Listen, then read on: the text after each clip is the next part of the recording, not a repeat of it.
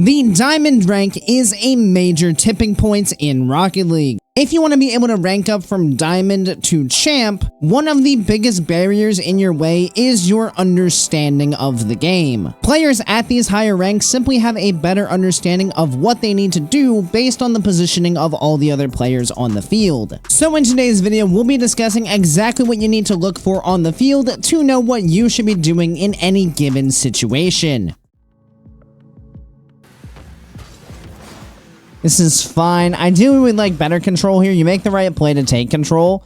Ideally here, we'd like to be able to get this ball to roll up the wall, though. It's going to land like right on top of your car, which is going to pop it slightly into the air, which is fine when we're not like immediately getting challenged, but we want to make sure that we're in as much control of the ball as possible. So this is one of those times where we could actually just let it land like on the ground in front of us and just push it up this wall. So get it to land on our nose and roll back off the front of our car. And then force a 50-50 over here. Because the problem we're going to run into is, yes, we get over the top of this player, but all this does is he's forced us to lose control, and now this ball just goes for free to the player behind them. Rather, if we had just maintained the ball in front of us and had driven it up the wall and forced a 50 with this guy, that would take both us and this guy out of the play, but the ball would be going some direction where the other players would then have to react to it, rather than the ball just floating nicely right to the player behind the initial challenge. So a little bit better control here. Ideally, we would like to just have that roll up the wall with us, and then we can make a play from there. This makes it much more awkward to have it pop off our car like this, and gives the opponent an opportunity to come in. And you can see it's just a free giveaway of possession, which again, luckily they don't do anything with, but at a higher rank, that's going to be an awful lot of trouble that you're getting yourself into. Alright, so right here, let's talk about awareness of the opponent. So, your teammate is going to pop this ball up to the backboard. We want to keep an eye on what the opponents are doing this whole time. So, Slug gets the touch out. We can see Ghosty going over to the corner there. So, what that means is Ghosty is about to be on full boost, right there. So, we need to be aware Ghosty has full boost in this play. So, this ball goes up to the backboard. I believe what's happening is we are just fully tunnel visioning here, which is why we end up jumping for this in a situation where there's absolutely no reason to do so. What we need to be aware of is Ghosty down here, who's driving up the backboard, who is very easily going to have this clear to the right side. And if we saw this, there would be absolutely no reason for us to continue driving forward, because it's very obvious that this clear is more than likely going to come out. And if it doesn't come out, our teammate's right here. So he can handle the backboard bounce if Ghosty misses it. We just want to be ready for Ghosty's touch. So then that would mean that we go over this way. And now we can apply pressure here. And oh, look, we'd have actually a free ball if we just hadn't dove. But instead, both ourselves and our teammate are in our opponent's net because we weren't aware of the possible touch coming out. And we ended up double committing on a ball that didn't even exist. So just be aware. Like, look for where the next touch is most likely to come from and play off of that information. Don't just tunnel vision on the ball and go, oh, it's near the goal, I'm going to jump. Because doing things like this is how you often give up wide open nets. Because again, if this orange team was better at gaining control of the ball off of these massive overcommits from you guys, they would have many, many goals by now. This is fine, free ball. There's a good catch. That was what we like to see, just being able to roll the ball up the wall. Now we're in full control. Again, just play the 50 here. You don't have to try to beat every single opponent that is coming to challenge you. Like, not every ball is going to be a clean outplay. Sometimes you just have to be aware, all right, he is here. This is a 50-50 coming. We just have to know that that's what's going to happen. With that in mind, we need to just make sure that we put our car in front of the goal so that this thing can't go through to the net. And we just need to take as solid a 50-50 as we can. Just be aware of the opponents. Like, you clearly know that that guy's there. So make use of that information, not to try to go for an outplay that can very easily be blocked and very easily put your team in a very bad spot. But just take the solid 50-50 so that you can maintain as much control of the play as possible. Because as long as they're the ones coming to challenge you, they're going to take the challenge on your terms. You're going to set how exactly this one's going to play out because you're the one in possession of the ball currently. The second you just kind of try to go for an outplay, now you've relinquished that control and they can come in for the hard block and make life very, very difficult. Good job not going like that. Right here again, we just want to catch this. I think you're getting spooked that he might be right back on this. There's really no reason to jump. If you jump and flip into it like this, all you're doing is playing the ball back towards this guy. Like, just try to get this thing onto the nose of your car here and roll it back towards your own backboard and control it from there. As you work on catches, these are the kinds of things you want to be able to do at a moment's notice. Obviously, right now, that kind of precision on the catch might be a little tough, but that is the safe area of the field. That is not. If you go to the side, very possible that you're just giving the ball away to this guy. If you go towards the backboard, you're going to have space and control of the ball, which will make your life a whole heck of a lot easier. Teammate with the block. Okay, so here's where we're going to talk about situational awareness when it comes to playing the ball fast. So this is one where I think, again, we're thinking that we want to try to take control. We don't want to dive out of the play. Here's what you have to realize, though, is what position is the defense in? So if we zoom out here, we can see that the other defender is in our back corner. And as this play developed, so that touch comes out, you rotate back. Slug. When he challenges your teammate, just goes flying into your own corner. So if you remember that, and remember that he is over there, now when this ball bounces mid, you can see on your cam that Ghosty's here. So if you just had confidence in this, and jumped up, and shot this thing on target, that's a wide open net. So we have to recognize when the defense is pushed too far forward, and we have to start looking for the opportunities to punish them for it.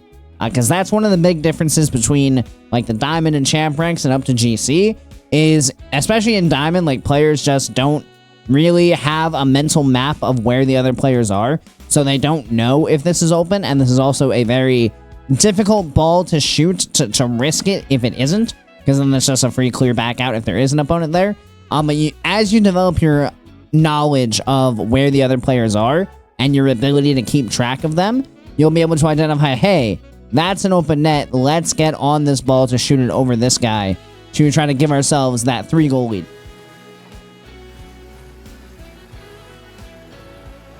While you're coming back here, try to keep an eye on where your teammate is. Check rear view a little bit here to keep a look on him, so you know how long you have to wait until you can safely challenge this ball. And then this is just awareness. Right here, we need to apply pressure. We can't just sit here like this while this ball is just sitting over here. Like, by this point, our teammate should be somewhere behind us, and if you have your game audio high enough, you should have been able to hear him come back behind you by this point. So that's normally our green light to at least go apply pressure. We don't need to dive at it, but we can at least do some kind of drive challenge, and as we go out there, if we recognize that the ball is free, we can just take it. Which it actually would be free if we had actually just gone. We do eventually go, but it is certainly a bit more awkward and a bit more time than we necessarily would have wanted, because if they had just stayed on the ball, we would have continued to be under pressure there. This is fine. This is a bit of a giveaway possession.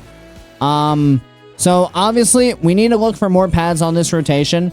From right here, you see this clear coming this way, at least get this one and this one. And then from there, you can determine if you want to go out here to get this, or if you just want to keep going back to get this and this, maybe. But just at least get these two. That'll give you 50-some boost, which is plenty to work with, and you'd be totally fine. Instead, you miss both of those, and now you're in the no man's land of pads again, which means you're stuck on 36 when you get back here. If this shot had been better, it's probably just in the net. And then right here, this is a higher level skill for sure, but we want to be careful to not just boom this ball directly to where an opponent might be waiting. Ideally right here, we want to roll this ball up the wall right around here. Because that allows us then, even on somewhat low boost, to stay on it. Maybe we can even grab this boost before we do, but that will keep the ball relatively in our own area of possession, rather than chucking it towards our opponent's half where they can easily swoop in and gain possession of the ball. So with every touch you make, you ideally want to be looking for ways that you can maintain that possession, at least to some extent. You just really don't want to be booming the ball away. If you're going to put power on the ball, you still want it to go to either open space, or even better, go to a spot where you or your teammate can follow up on it. It's fine. Ideally, we don't need a double jump here. With the ball that low, there's really no reason to utilize our double jump so quickly. You can see, like, this ball is not that high up. It's going to come back down a little bit as well. So there's no reason to jump this high, especially not this early. If we're gonna jump, we want to work our way towards the ball first, and then as we get closer to the ball, then we want to jump up. I'm not sure if you were worried about some kind of shot coming in from this guy, so you wanted to jump to cover the angles. But definitely could have taken a bit more time before jumping there to give yourself a little bit more control of your car, so you could have gotten a bit of a better touch on this ball. Pad pathing here, once again. Like, you kind of just flip in a random direction, and you get one, and then you kind of just drive forward as if there's more pads available when there's not. So you get this one, immediately turn hard left. Like, we don't really want to be going, you know, that way. Like, this is good. We want those. So just aim for those. It'll give you more a bit faster rather than going all the way out here. Because what do you see in the play as you... Yeah, there's really no one on the ball from the orange team as you turn ball cam off here. So there's really no reason that we need to be heading back towards the net. At least not yet. So this whole narrow area in the middle is good because this allows us that flexibility depending on where we would need to go rather than being all the way out here and really only having like 2 or 3 options as to where we can go from there. So just trying to keep yourself in that neutral position will be very beneficial because, yeah, now you're really far out of the play and you could have already been like up here probably, which is much more involved as opposed to being all the way back there. Good control. Ball cam again off earlier here. There's no reason to have it on. Like right now, ball cam should already be off. There's no reason for you to be looking at it. And ideally, we want to be able to see what's coming in front of us. Because if there is going to be an opponent coming into challenge, we need to be aware of that. We don't really need to look here because all this ball is doing is floating down. And we have the circle on the ground to track where it is. We want to just know what's going on with the defense, what we need to be aware of in terms of if we're being challenged immediately or not. Because if that guy was coming on and we got a subpar catch, now all of a sudden we're in a bit of trouble. But you get around 1, totally fine. Be careful of this. So your teammate is on low boost, but he's right there. Like, he's sitting right here. It looks like he's preparing to move this way. You're also on low boost. You're probably getting beat to this corner by this guy. Just try to make it clear to your teammate that he can go ahead and come in for this. You don't want to create a situation where your teammate thinks he's going, and now you're both ending up in the same spot. He actually did... Yeah, he backed off, but it was super awkward. Let's see. Does he just, like, start driving backwards then? Yeah, he does. So it's not the end of the world.